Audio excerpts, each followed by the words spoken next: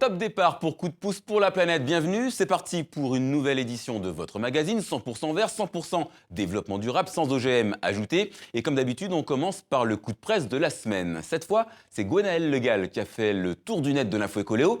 Elle nous parle du boom du solaire, de la France au chevet du lac Tchad et des scientifiques qui prennent le maquis. Les scientifiques américains entrent en résistance contre l'administration Trump qui les réduit au silence et gèle leurs subventions. Obligés de supprimer des sites officiels les données sur le changement du climat, les agences fédérales ont recréé des sites parallèles pour préserver le fruit de dizaines d'années de recherche. Une marche pour sauver l'indépendance de la science est bientôt prévue à Washington. Sauvegarder l'écosystème du lac Tchad, une des zones les plus fragiles du monde, dont dépendent directement près de 13 millions de personnes, c'est l'objectif affiché du plan d'aide d'1 million d'euros, versé par la France et annoncé par Ségolène Royal en visite à N'Djamena. Reboisement, gestion de la ressource forestière et soutien aux initiatives locales figurent parmi les principales mesures. L'énergie solaire est de moins en moins chère à produire grâce au développement de structures à grande échelle, mais pas seulement, la baisse du prix des matières premières, dont le silicium, y est pour beaucoup. Depuis 2010, le prix des panneaux photovoltaïques a ainsi chuté d'environ 80%.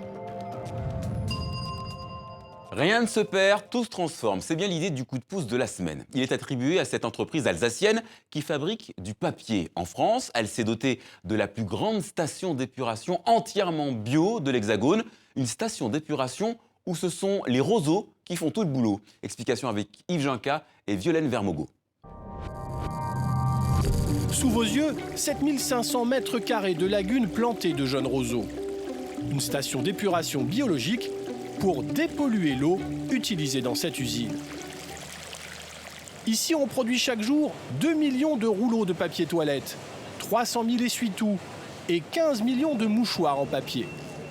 Pour fabriquer de telles quantités, il faut énormément d'eau. Tout commence ici. Ces balles de 250 kg de pâte à papier sont mélangées dans l'eau pompée dans la nappe phréatique. Le mélange part ensuite dans cette immense machine qui consomme chaque jour 3000 mètres cubes d'eau, l'équivalent d'une piscine olympique. L'eau utilisée, elle, n'est pas perdue, elle est récupérée. Dans ces bassins, l'eau chargée de particules de papier arrose ces 45 000 petits roseaux toutes les 10 minutes. Elle pénètre dans une couche de gravier puis de sable, qui filtre et qui stocke les matières en suspension, ici en jaune. Les racines des roseaux dévorent les particules pour se nourrir. L'eau rejetée est quasiment propre. Aucun entretien, pas de produits chimiques à acheter, pas d'énergie à dépenser. Les économies sont là. L'eau traitée est finalement rejetée dans le Rhin. Elle rejoint donc quasiment intacte le cycle naturel, une technologie qui permettra à l'entreprise de respecter largement les nouvelles limites de pollution. Carton rouge en forme de pied de nez aux climato-sceptiques. Et je parle de ceux qui disent que les émissions de CO2, c'est bon pour les forêts puisque les arbres se nourrissent de gaz carbonique. Eh bien non, pas vraiment. Et ce n'est pas moi qui le dis, ce sont ces scientifiques. Ils ont étudié des milliers d'échantillons prélevés sur des forêts depuis 2001. Résultat, à cause de la hausse des températures et de la sécheresse, la fameuse photosynthèse ne permet pas d'absorber plus de carbone dans l'air. Les arbres ne poussent pas plus vite. Imparable démonstration scientifique, mais certainement pas de quoi faire changer d'avis les climato-sceptiques. L'éolien, c'est propre, mais on ne peut pas dire que ce soit beau. Alors coup de chapeau pour finir à cette société tunisienne qui s'est inspirée du vivant pour mieux intégrer son éolienne à la nature. On appelle ça le biomimétisme et en l'occurrence, le modèle, c'est le colibri. Ce n'est qu'un prototype pour l'instant, mais il serait ultra performant à en croire ses concepteurs. Et c'est vrai que c'est déjà un peu plus élégant.